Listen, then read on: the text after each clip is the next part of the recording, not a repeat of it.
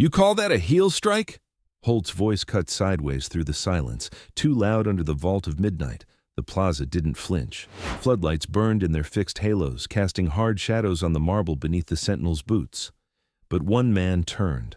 SSG Elijah Brooks stopped mid-pace, heel still hovering off the line. Rain clung to his brim. His eyes moved, only his eyes, toward the sound. Subscribe if you respect the men who walk in silence and the line they protect. SPC Daniel Holt stood near the velvet rope with his M14 slung low, shoulders cocked like a streetwise actor. Trevor Blake, the intern with the camera, chuckled nervously. Brooks didn't speak. He stepped, heel to toe, toward the two men, one step, then another, until the sound of the marble swallowed the foolishness. Trevor's camera strap slipped again. He fumbled it back. "Hey," Holt said, half-whispered, "it's not like they're buried right there. I mean, what, they gonna hear me?" Reyes, standing post at the opposite end, froze his pivot mid-rifle. Brooks's boots stopped 6 inches from Holt's. Rain patterned off his cover like static. "Repeat that," he said. Holt smirked. "I said," Brooks's voice never rose, "you speak like the unknowns never bled. You walk like the line was drawn for fun. You smirk like this plaza's just stage dressing." Trevor lowered the camera. Holt's smile faltered. Reyes called softly from the far end. "Commander, plaza rotations due." Brooks didn't move. "We're not here to impress tourists. We're here because someone out there still believes silence is louder than applause." Trevor shifted his feet.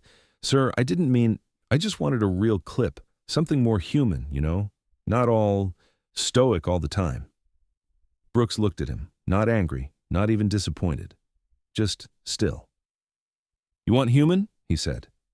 He took 2 steps back, then turned, heel snap, to face the center of the plaza. Rifle rested perfectly against his shoulder. Rain blurred his edges in the floodlight. "Guard of the tomb, of the unknown soldier," he called out loud, "not for the living, but the dead. Marching line secure, standards held, disrespect noted." A pause, then, quietly, "And will be answered." Trevor's hand shook slightly as he tried to steady the lens. He hadn't meant for any of this. Holt cleared his throat. "Look, it was a joke, all right? Just razzing the ritual a little. You guys take this way, too." Brooks pivoted, rifle tight against the turn. 100,000 dead still unclaimed. Names burned off. Faces never found. That's who you razzed. Trevor's mouth opened. No words came. Then, a click, soft, mechanical, from the camera. Brooks turned slowly. His voice was granite. "You recording?" Trevor blinked. His hands scrambled over buttons. "No, I thought it was off, I swear." But the red light pulsed, steady, still running, still listening. Brooks stepped forward, 1 foot, then another. His boots left clean, wet prints across the marble. Reyes didn't move. Holt swallowed. Brooks's voice, low and even. "This isn't theater, it's ritual. It isn't for show, it's for memory." Then he stopped under the light. Rain running down the brim of his cover. Uniform soaked, gloves tight over the rifle. He looked directly at the lens and said, "They mock what they'll never earn." Silence. A crack of thunder rolled beyond the Potomac. Holt looked away. Trevor, frozen, slowly lowered the camera. Reyes, now stepping up, cleared his throat. "Commander, shift change is—" Brooks lifted one hand. The guard line waited. Then, finally, Brooks said, "Return to quarters." But the damage was done. The lens had caught it. The rain, the reprimand, the revelation. And behind Trevor's back, the red light was still blinking, still live, still uploading. The alert came at 05:42. A buzz, then another, then the cascade. Screens lit up across the guard quarters, locker rows glowing with the cold light of consequence. The marble above their heads hadn't yet felt sunrise. SSG Elijah Brooks stood at his locker, motionless, boots still wet from the night drill. SPC Daniel Holt slouched on the bench behind him, towel over his head, scrolling. "Sir," he said, voice graveled. "You seen this?" Brooks said nothing. He stared at his nameplate, at the dull reflection of himself in the brushed metal. Jaw set, hands still gloved. In the back corner, SGT Mason Reyes poured black coffee into a metal mug, the kind that burned your palm if you didn't know better. He didn't need to look. He'd already heard the whispers. Trevor Blake, eyes red, sat cross-legged near the lockers, laptop open, knees jittering. He was replaying the video again. Not the clip, the clip. The one someone trimmed to exactly 24 seconds, the march, the reprimand, the line. They mock what they'll never earn. Millions of plays, thousands of comments, and it hadn't been 2 hours. Subscribe now if you believe honor still has a voice, and sometimes it wears a uniform. CPT Lauren Keene entered from the stairwell, gloves already on, clipboard under arm. She paused when she saw the room, then calmly removed her cap. "Let's get to it," she said. Reyes nodded once. Holt stayed seated, blinking at his phone. Trevor looked up, color draining from his face. "Ma'am, I didn't mean, I swear it wasn't supposed to post. I thought I hit preview, not publish. It was in drafts, I swear." Keene glanced to Brooks. He hadn't moved. "Did you give him permission to film last night?" she asked. "No, ma'am," Brooks said, voice low. "But he had access." "He did." Holt finally looked up. "Why is this such a big deal? I mean, look at the comments. They're backing us. They're calling the commander a legend." Reyes turned his head slowly. "This place isn't a meme." Keene stepped closer to Trevor. "Were you recording the whole night?" He nodded, miserable. "Just for audio ref, I didn't think I caught anything bad. And then after it happened, I don't know, I thought it sounded powerful." Brooks finally turned, slowly. "You didn't catch something bad," he said. "You caught something sacred." The room went still. Keene broke the silence. "This footage has been seen by the Pentagon, the press, and every mother of every man buried on that hill." Trevor's face turned pale. "And now," she continued, "we investigate how protocol failed and who failed with it." She turned to Holt. "You laughed during the watch." "I was off duty." "You weren't dismissed." "I didn't break anything." Holt's voice sharpened. "I didn't leak anything." Keene raised an eyebrow. "You're saying this was intentional?" "Not what I said." Brooks interjected, calm but firm. "Enough." He stepped forward, wet boots squeaking faintly against the linoleum. He looked at Keene. "It was my command. The reprimand was mine. I take responsibility." Keene's gaze held him for a beat. "You'll give your badge over for review." Reyes looked up sharply. "Ma'am, it's protocol," she said. Brooks gave the smallest of nods, then removed his gloves, reached into his breast pocket, unpinned the badge. He held it there for a moment, just a second too long, then placed it in her hand. It landed with a metallic clink, not loud, but final. Trevor's breathing stuttered. "I didn't mean to." Brooks didn't look at him. "Your intent is irrelevant. What matters is what the world sees now." Holt stood. "Sir, with respect, people are praising it. This clip's inspiring veterans, recruits. Hell, it might bring more honor to the tomb than any quiet night ever did." Reyes turned sharply. "You think honor comes from views?" Holt bit back his words. Keene turned away. Clipboard closed. But Trevor's laptop chimed. A new message. He checked it. His eyes widened. Commander?" he said, voice dry. Brooks turned slightly. Trevor swallowed. "Sir, someone traced the file metadata. The original upload didn't come from my laptop." Reyes looked up. Trevor showed the screen. IP address, timestamp. "It was copied to an external drive around 0211. I wasn't even in the room. Sir, I think someone else took it." Brooks stepped forward. "Who had access?" Trevor's voice was a whisper. "Holt did." "Sit down, all of you." CPT Lauren Keene didn't raise her voice. She didn't need to. The tension in the conference room was louder than words. The overhead fluorescents flickered once, humming above the long metal table. 4 chairs, 1 man standing. SSG Elijah Brooks remained on his feet, gloved hands behind his back. His badge was gone. His silence weighed more than any rank still on his chest. SPC Holt slouched in his seat, arms crossed, jaw tight. Across from him, Trevor Blake kept his laptop open but didn't touch it. Reyes sat nearest the door, watching, listening, like a man on a wire. The room stank faintly of ink and old coffee. Walls bare, no flags, no sentiment, just judgment. Keene set the folder down. "This is not a court-martial. It's an internal review. But make no mistake, careers have ended in this room. Subscribe if you believe respect must be earned and defended." She looked up at Holt. "Let's begin with the file transfer." Your ID badge was used to access the shared terminal at Oro 211. You didn't log out. I didn't know it auto-uploaded, Holt said flatly. I saw the clip in his drafts. I thought people needed to see it. So you took it. I shared a message. The commander's message. Brooks still hadn't spoken, his eyes fixed on a small scratch in the table's surface. Keene didn't blink. You disobeyed protocol, leaked classified access footage, violated media boundaries, lied about it. Holt leaned forward, defiant. I defended the honor of the guard, and if the world thinks Brooks is a damn icon, that's because I made sure they heard him. Reyes stirred. You didn't defend honor. You hijacked it. Holt's eyes flicked to him. You're welcome for the thousands of new applicants to the Tomb's volunteer list. This made history. Trevor's voice cracked. You weaponized it. I came here to write about reverence, not go viral.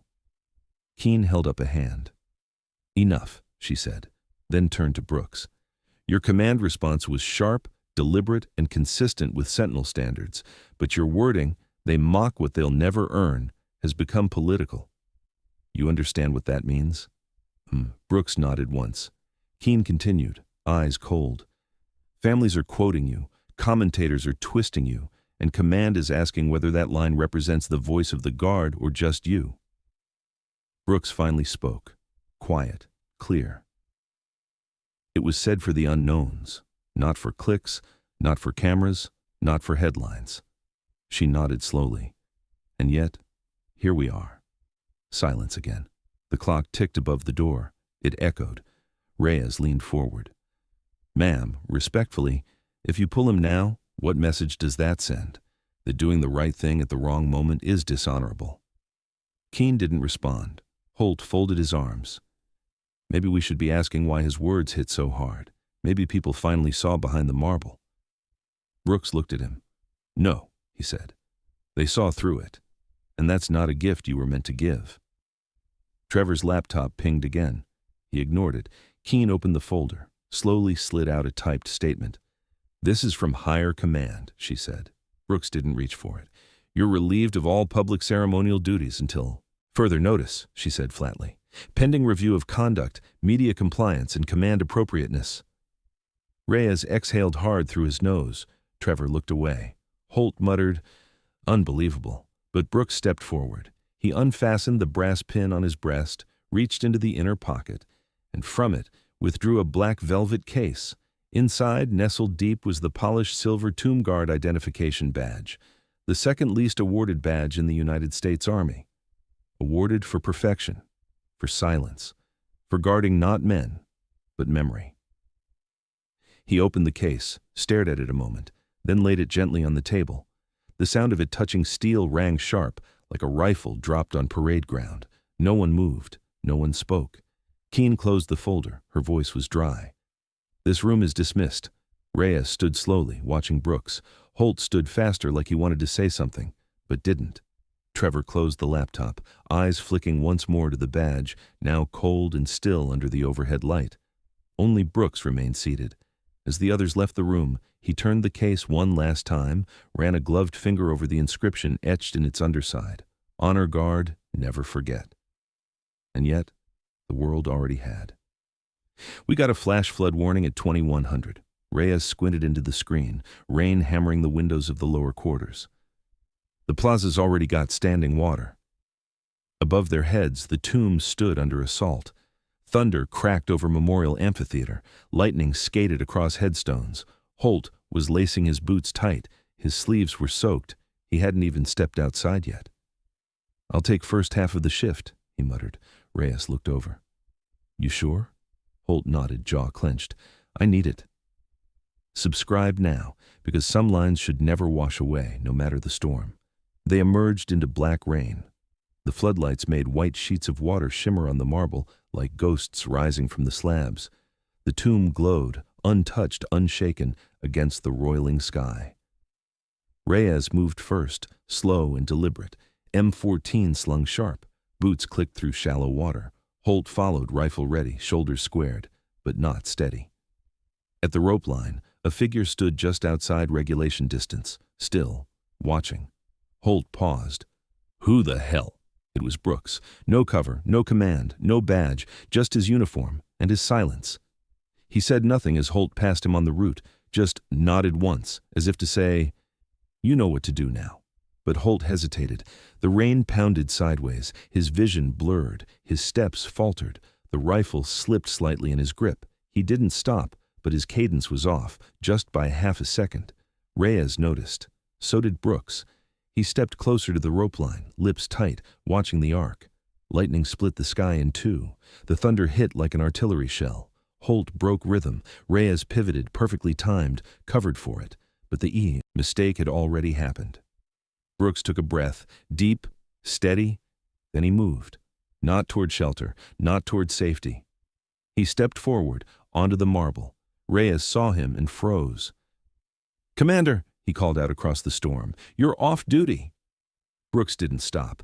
The sound of his boots, wet leather on wet stone, rang louder than the rain. One pace, then another. Perfect alignment, rifle high, shoulders square, eyes locked forward. He took position, right flank, edge of the route, and marched. No words, no orders, just motion, just duty. Holt stood stunned mid-line. "Sir, you're not cleared?" Brooks passed him without a glance. Lightning lit his face. His mouth didn't move, but the message was clear. The line doesn't wait. Not for storms, not for politics, not for permission. From the amphitheater walkway, Keene had just arrived. Umbrella ripped sideways by the wind. Her eyes widened as she saw him. "Brooks," she shouted through the downpour, "this isn't your post." But he didn't stop. He moved in precise rhythm, heel strike, rifle tuck, turn on the mark, exactly 21 seconds, exactly as the unknowns deserve. Keene reached for her radio, soaked through. "Security, we have unauthorized personnel on the plaza. Get eyes on."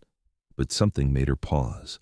Cameras were already on. 2 press drones, legally licensed, had been flying low over the cemetery since the headline. Now one zoomed close to the plaza, lens fixed on the storm. On Brooks, marching the line with nothing behind him, no rank, no backup, just reverence. The feed went live. Again. Trevor watched it from the rec room below, hands clenching the edge of the chair. He whispered aloud, to no one. He came back. Reyes adjusted his rifle, saluted the pass, and Holt, rain now streaming down his brow, snapped to posture. No more mockery, no more doubt. He fell into rhythm, into memory, into sacrifice. 3 soldiers, 1 line, 1 storm. The unknowns had not been left alone. Dawn broke clean. No more rain, no more thunder. Just light, warm and golden, spilling over the marble, waking the white rows of stone like an old hymn remembered. The plaza glistened. Pooled water ran down the steps in rivulets. Flags whipped crisp in the fresh wind. The storm had passed, but its memory clung to every boot print still etched in the soaked marble. CPT Keene stood at the center line, clipboard forgotten. Her posture was tense, lips tight. Across from her, Brooks stood at parade rest, uniform damp, no badge pinned to his chest. But nothing in his bearing had changed. Subscribe now, because this is how legacy is honored, not by talk, but by the step. To her left, Reyes and Holt stood in formation. Press crews were being held at a respectful distance, but the cameras were on, again, and beside them, Trevor, press pass in hand, paper trembling slightly between his fingers, the headline ready, but waiting. Keene stepped forward. "You disobeyed direct orders, stepped onto the line without reinstatement. Do you deny it?" "No, ma'am," Brooks replied, voice calm. "I returned to fulfill what wasn't finished." Reyes spoke quietly. "No sentinel leaves the line exposed, not even to lightning," Holt added, "not even to shame." Keene looked at them both, then at Brooks. "Public Affairs says your image is now synonymous with military resolve. 3 national outlets have already called it the March Through the Storm." Trevor raised the paper slightly. His headline read, "They mocked him, the guard who walked anyway." Keene's eyes softened, only slightly. "You've put command in an impossible position, Staff Sergeant." Brooks nodded once. "I accept that." She turned to Trevor. "You leaked nothing?" He shook his head. "Not a frame," she nodded, then turned back to Brooks. "You've become a symbol. But this place was never meant for symbols. It was meant for silence. Brooks held her gaze. Then let me return to it. A beat passed, then two. Keene stepped back, reached into the folder Reyes had carried forward. From within, she withdrew the black velvet case. She opened it, held it out. The Tomb Guard identification badge rested inside, polished, waiting. Reinstated, she said, effective immediately. No interviews, no books, no politics, just the line. Brooks took the case, opened it slowly, ran a finger across the badge, then pinned it back onto his chest, with the same care he'd used the first time, years ago, in silence, before witnesses long buried.